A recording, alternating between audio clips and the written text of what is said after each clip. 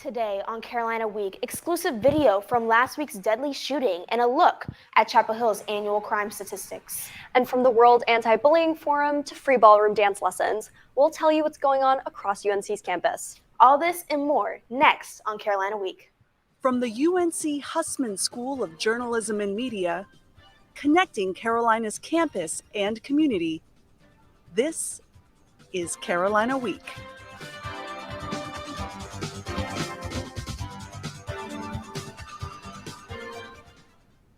Hello and welcome to Carolina Week. I'm Lauren Fickton. And I'm Taylin Kane. An update on a shooting less than a mile from UNC's campus that left one person dead and 3 injured, including a pregnant woman.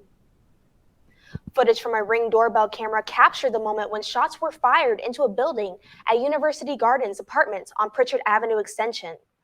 A silver sedan enters the neighborhood, brakes to a halt, and that's when you can hear at least 10 shots being fired. Here's a clip from the recording, and just a warning, the sound from the video could be disturbing.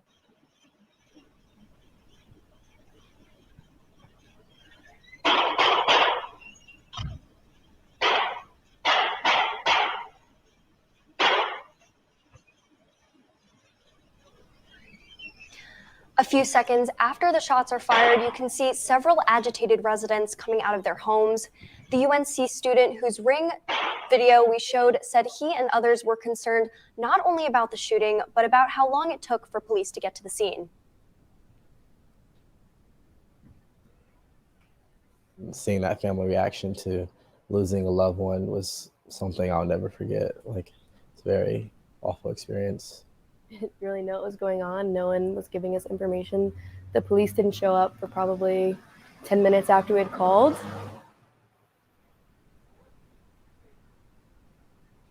Chapel Hill police released an update about the case on September 28th, saying in part, the victim of the homicide is Michael Deshae Lee, 51 of Chapel Hill. The 3 injured victims are expected to survive. Just last night, the U.S. Marshals with the Carolina Regional Fugitive Task Force arrested 29-year-old Michael Henry.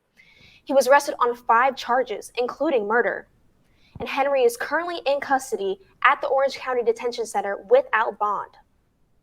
Last week, the university released its 2022 Annual Security and Fire Safety Report. CW reporter Kelly Kendall dug into the report and is here to tell us more. Kelly? Taylin and Lauren, this report is packed full of important information. Colleges and universities are required to release crime statistics and security information as a part of the Federal Clery Act. The report is prepared by the school's Clery Compliance Coordinator using information from UNC Police, Carolina Housing, the Office of the University Counsel, and others.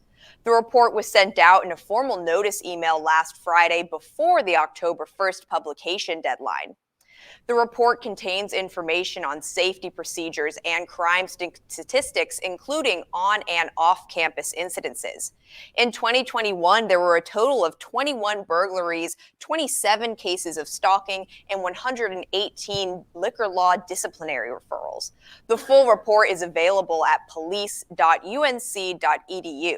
But we do want to clarify that there's an important distinction between the University Police and Chapel Hill Police.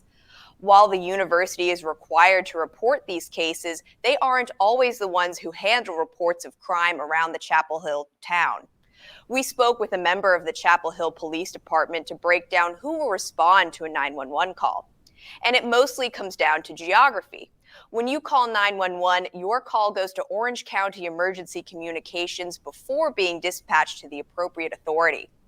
Anything that is on campus falls under the jurisdiction of UNC Police, and anything outside of it goes to Chapel Hill Police. But this isn't always a hard and fast rule. The police departments work together on many cases relating to traffic, and sometimes Chapel Hill PD asks UNC PD to step in if an incident occurs near campus.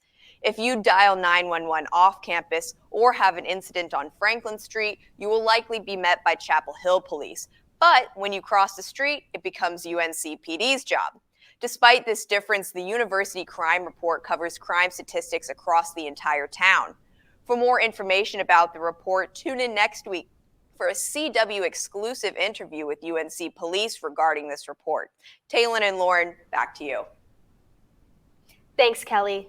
After COVID threatened many Franklin Street shops, businesses old and new are back and booming. New to Franklin Street are Sup Dog's new neighbor, Base Camp, which serves a menu full of eats and sips from countries all around the world. Nearby, a new study spot for students, Prologue, the sister shop to Epilogue, sells a wide selection of new and used books to read over coffee. Further down the street and just above Sutton's, Still Life is a multi-level venue bringing a new nightlife destination to Chapel Hill's downtown. One new arrival that's keeping many on the edge of their seats is fast food chain Raising Cane's, set to open early next year on the corner of Franklin and Columbia Street. Huge fried chicken roll with special tenders. Can't wait to try the cane sauce and just have something as convenient as this location. A UNC graduate made $500 million over selling a photo of her 4-year-old self in an online auction. She sold it as an NFT in Ether cryptocurrency. If you didn't understand what I just said, don't worry. Reporter Charlotte Zhao breaks it all down. Zoe Ross is a graduate from UNC-Chapel Hill, but she is also the face behind one of the internet's most endearing memes, Disaster Girl. Her meme is now an NFT, a non-fungible token, the latest type of media in the crypto craze. It means you are the sole owner of original versions of digital content, whether it be digital art, music, a video, or in this case, a meme. This status makes the asset a profitable one when sold, and Ross isn't the only Tar Heel cashing in on deals. You know, with clothes I can wear them, shoes I can wear them, they're cool, I can put them up in my room or whatever. NFTs, it doesn't always make sense to me, but the money was making sense. This is Essie Haile. He's a first-year neuroscience student who made over $1,000 of NFTs. So when it dropped to 100, we would buy some, and then it would eventually rise back up to 120. So then we made a profit by not even doing anything except putting money in. But any students who want to get in on the trend should proceed with caution, says Roberto Kershaw, a personal finance researcher and professor at UNC-Chapel Hill.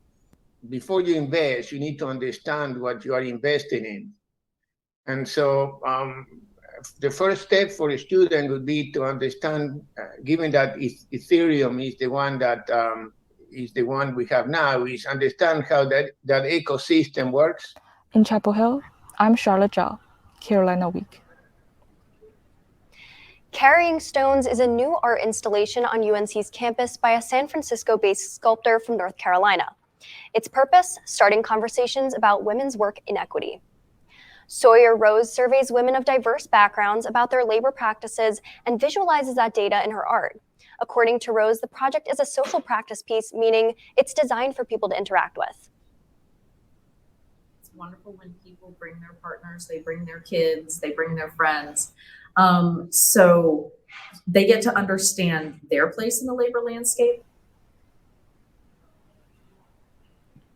Carrying Stones is part of the annual Frank Porter Graham Lecture Series sponsored by Honors Carolina.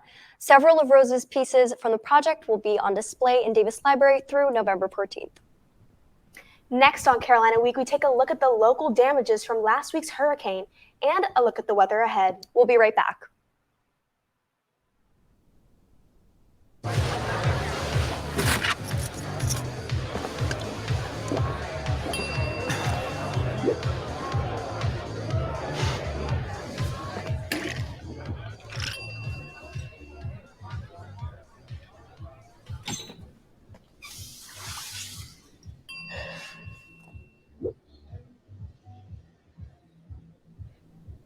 If you need to do something to feel okay to drive, you're not okay to drive. Don't drive buzzed.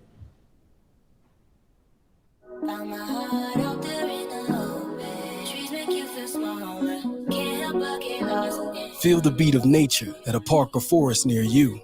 Find a forest and music inspired by nature at discovertheforest.org. Just in time for Anti-Bullying Month, university leaders announced that UNC will hold the World Anti-Bullying Forum next year. Past forums were held in Sweden and Dublin, where researchers and practitioners joined forces and expertise to eliminate childhood bullying.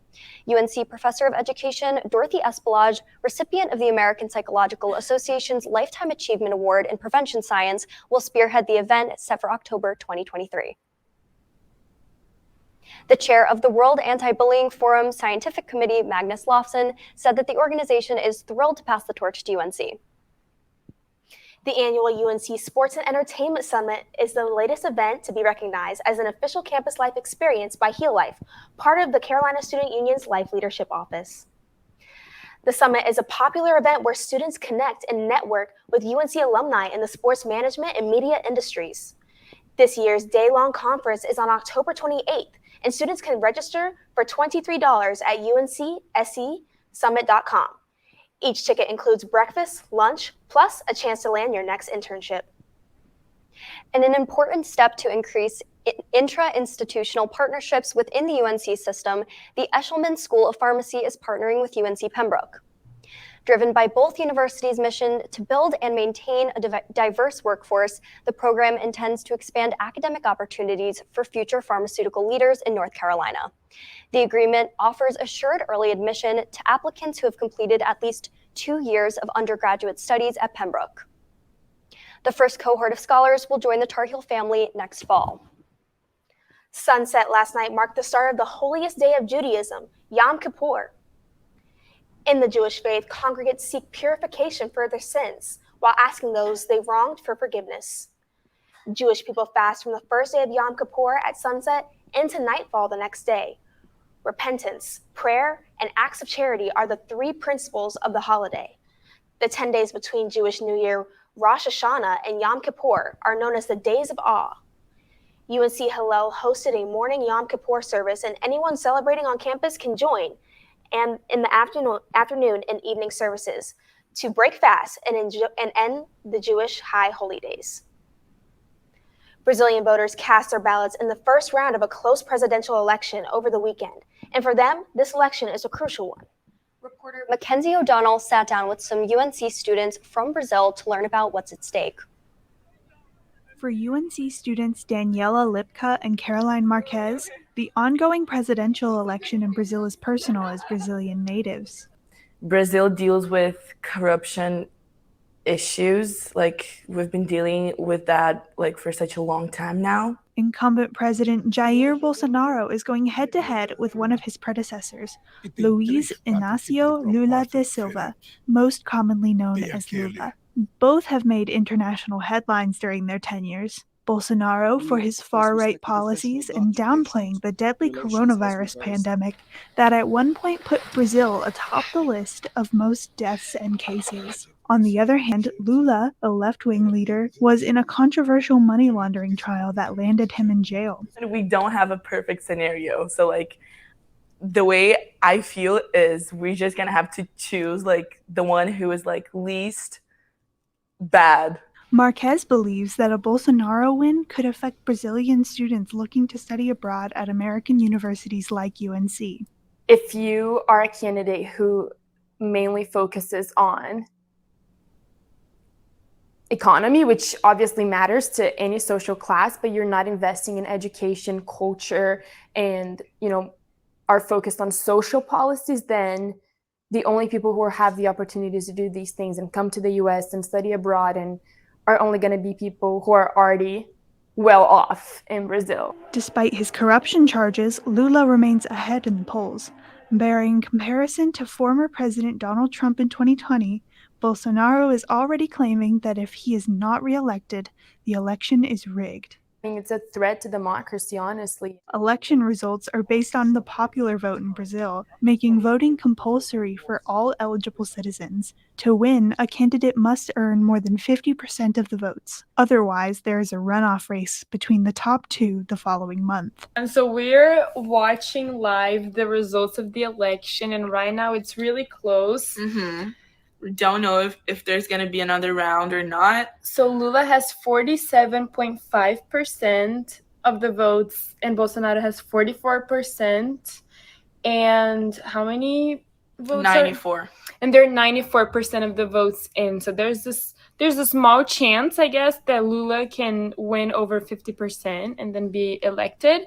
But since it's really close, we think there's going to be a second round. And that is the case. The presidential race remains undecided and will continue to the next round on October 30th.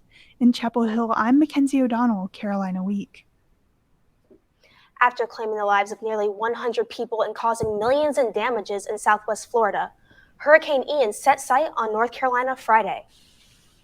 Coming ashore near Myrtle Beach with 80-mile-per-hour winds, Ian left nearly 400,000 North Carolinians without power, some right here in Chapel Hill.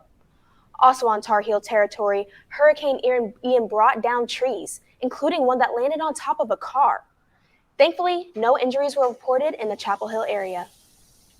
Crews worked around the clock into Monday. Nearly all Chapel Hill residents have had their power restored as of Tuesday afternoon. Lauren, I'm ready for the sunshine and warmer temperatures to come back. Absolutely, me too. Taylin, here to tell us if we can expect a warm-up is Carolina Week's meteorologist, Brian Foster. Well, Hurricane Ian is becoming less and less of a story as it heads out of the state. This is a map of what happened over the past weekend. These shaded areas across the entire state indicates the rainfall that we had from Ian. So in green, Chapel Hill saw around 2 to 3 inches of rain. And these orange triangles that you see across the state indicate the highest wind gusts we saw from Ian as well. So we have about 49, 50-mile-an-hour wind gust in the area, enough to knock out power for everyone who lives here. Unfortunate for those who saw the inconveniences from Ian, but it wasn't as bad as it was down in Florida. Keep those people who live there in your thoughts and prayers. It will take a long time for them to recover from the storm. However, Hurricane Ian is pulling away as we speak, and our temperatures will be rebounding because of that. Look at this. Today is going to be 72 degrees, quickly warming up to close to 80 degrees by Friday. It'll be really great to be outdoors, especially even this weekend. I got a cold front moving through on Saturday morning. It's going to cool temperatures down to the upper 60s, though it will stay dry, so it's going to be great weather to be outdoors as well. We can blame this on a high pressure that's starting to move into the area, especially by tonight. This blue H right here, this indicates the high pressure is. As long as this stays close by to the area, it's going to suppress any clouds and rain forming as well. So for tonight, tomorrow, and Friday as well, sky should remain Carolina blue and sunny as well. So taking a look at Thursday, going to keep going on. This high pressure will continue moving east, so it'll keep us dry as well. So for your tomorrow forecast, when you're waking up in the morning, 53 degrees for your early morning classes, getting that early bus to go to classes in the morning, quickly warming up to 77 degrees in the afternoon. So if you do need a jacket early in the morning, you will not need it by the afternoon hours. It's going to feel really great to be outside, guys. And believe it or not, fall is here, and it's also changing the colors of the leaves, especially in the western part of the state.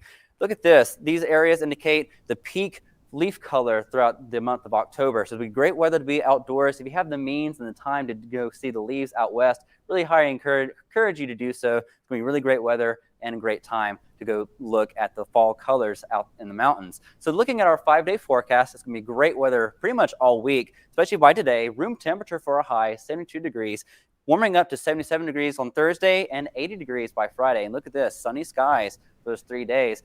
Cold front moves through Saturday, might bring in a few clouds, but it will stay dry. Will be cooler though, 68 degrees for highs Saturday and Sunday. Really chilly lows, 43 degrees for your low on Saturday night. So changes are coming, but it looks like our temperatures will warm up once again next week. So guys, enjoy the warm weather while it lasts and have a great weekend.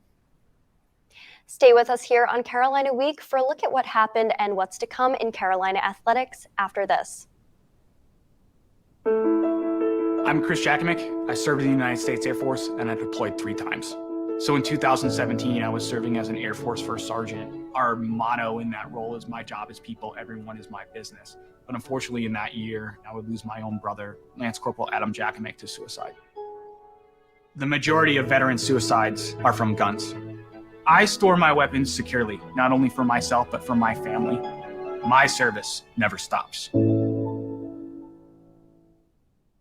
STEM is everywhere, like here, behind the scenes of The Walking Dead. When we break down clothes, we tumble it with trisodium phosphate, rock salt, and dish detergent. We stitched together images of our model and created a 3D set that could be walked through in a VR headset. We're able to turn 12 walkers into 1,000 walker boards. STEM can create new worlds on and off the screen. What will you make with STEM? Get inspired at SheCanSTEM.com. Lauren, this past weekend was packed full of exciting news in the world of Carolina athletics. And it's looking like an exciting weekend ahead, too. Let's turn to Sports Extra anchor Kyle Lobenhofer for more. Freshman quarterback Drake May is defying the odds game by game. May's Week 5 performance against Virginia Tech earned him the honor of ACC Quarterback and Rookie of the Week. The freshman finished with 436 yards of offense and completed 36 passes for 363 yards and 3 touchdowns. He also had 2 rushing touchdowns in the Heels' 41-10 victory against the Hokies. This is the second time May received the honor of ACC Quarterback of the Week and the third time he received ACC Rookie of the Week. Falling to the Las Vegas Raiders 32-23 wasn't the only loss the Denver Broncos experienced on Sunday. Former UNC and current Broncos running back Javonte Williams suffered a season-ending injury after being tackled in the first half. He was carted off the field after he put up 28 rushing yards on 10 carries. An MRI later revealed the star running back suffered a torn ACL and LCL. Williams was selected in the second round of the 2021 NFL Draft and tallied more than 900 yards during his rookie season. Williams finished this season with 47 carries for 204 yards. The main draw for the ITA All-Americans begins for the UNC women's tennis team today in Cary. 3 Tar Heels were immediately accepted into the main draw, while 2 others, Abby Forbes and Annika Yarlagata, successfully qualified for the main draw by winning 3 matches over the course of Monday and Tuesday. 2 doubles teams also made the main draw, the duos of Riley Tran and Carson Tangalig, and Abby Forbes alongside Elizabeth Scotty will start the competition this afternoon. The tournament will run until Sunday. On Monday night, Carolina lost in a head-to-head battle to the reigning champion, Clemson. At halftime, the Heels tied at 0, holding a 4-3 advantage in shots. However, Clemson's Joseph Skinner broke through the defense, sealing the final score, 1-0. Carolina will be back on October 7th to host Virginia Tech at 7 p.m. Back on the course in Fort Worth, Carolina crushed the competition. The men's golf team took home first at the Ben Hogan Collegiate Invitational. The Tar Heels finished with a score of 15 under, 825, but to win by 9 strokes. Austin Greaser, David Ford, Dylan Menante, and Ryan Burnett all scored under par. The UNC softball team started off with a huge win this week as Kelsey Reagan officially announced her commitment to attend Carolina. Reagan is a Florida native who most recently ranked 17th nationally as an outfielder.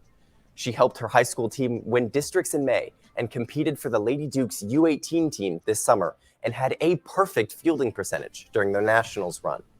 Reagan will be a great addition to the Tar Heels softball team that will graduate 7 players this year. The Tar Heels will face Elon and NC State later this month to conclude the fall season. The Diamond Heels played Game 1 of their annual inter-squad scrimmages known as the Fall World Series yesterday. This year, they were split between captains Nick Pry and Will Sandy. It was a back-and-forth game with home runs by Horvath, Honeycutt, Frick, and Stokely. The game was tied after 7 innings and went into extras. Team Pry scored 3 runs and looked to seal the deal in the bottom of the 8th. But Team Sandy stormed back and won the game with a game-winner home run by Max Reamer, a 3-run walk-off. Team Sandy takes Game 1 and will look to win the series later today. Coming off a loss to Virginia Tech in Blacksburg on Saturday, the women's soccer team returns to Dorrance Field tomorrow to face Pitt. The Heels have lost 3 games this series, and the way the losses came is concerning. In each game, Carolina held a second-half lead, but allowed its opponent to score multiple goals to take the victory. Tomorrow against Pitt, the team will need to keep its foot on the gas to hold a second-half lead and hopefully come away with the win. Another year has started for the UNC men's club lacrosse team, and it's a special one. Archie Dees tells us why this season is different for the team. Club men's lacrosse is now an official club sports team at UNC. Before the season, the group operated as a normal club, but with no formal association with the club sports program. The players are very proud of the work they put in to become an official club team. And last year, we had so much work from one of our seniors who just graduated to get us to this point, and to just kind of carry on what the work that he did and kind of, fulfill just being one of those club sports and kind of have that title. Becoming an official club team has brought many new perks for the guys. The affiliation will allow them to build a better schedule with games up and down the East Coast. They're working through the club sports administration has been awesome and really helpful for us to get everything scheduled, practice times, game times. The team has started to play exhibition games this fall to prepare for the season to start in the spring. The first of these games ended in a win against rival NC State. Beating State was really cool. We've been beating them all the time I've been here, so it was a very unique experience, and I really enjoyed it as a team. The players are hoping that they can carry this energy and excitement with them through the fall and into the spring. I'm Archie Dees reporting. Heels on C. U-N-C. Heels. Hey, it works for me. And then It seems like a great time to be a part of the men's club lacrosse team, and I can't wait to see them in action. The club lacrosse team and the rest of Carolina athletics has been on the grind, and it's only Wednesday. Join us on Friday as we break down the women's soccer game and preview even more for a full weekend. We'll be right back. Worried about your friend but don't know how to reach out? You could say how are you or get a fake tattoo. You can ask with an app if it works for you. You could chat with them in VR. It's all good if you think you should check in. Yeah, you should. Whatever gets you talking. Reach out to a friend about their mental health. Whatever gets you talking. Learn how you can help at seizetheawkward.org. Jordan knows he shouldn't eat this entire bowl of nachos, but tonight he's earned that right because a few hours ago in the middle of happy hour, he recognized a sign, not from the gods or a bolt of lightning, but from a double heart, a kissy face, and a fourth ha in ha ha ha. That's when Jordan knew he was buzzed. So when it was time to go, he got a ride home instead of driving. Be a legend like Jordan. Recognize your buzzed warning signs and get a ride home. Buzz driving is drunk driving. Taylin, have you ever tried ballroom dancing? I have not, but I am willing to try it. Have you? No, I haven't, but as Carolina Week's Stephen Schlink shows us, there's a group on campus helping students learn. Members of the UNC Ballroom Dance Team host weekly ballroom dance lessons, and we wanted to see what it's all about. The sound of rhythm coming to life. On Tuesday nights, Woolen Gym fills with amateur ballroom dancing Tar Heels, learning the basics of swing, the jive, and the cha-cha. We also have more advanced technique lessons that we offer just so that everybody can get something out of it. The team caught UNC junior Parker Lovick's eye early on. I was always interested in the different divisions of Latin and standard and everything like that. And I just wanted to see it would be a good hobby to get into and get exercise while I'm here.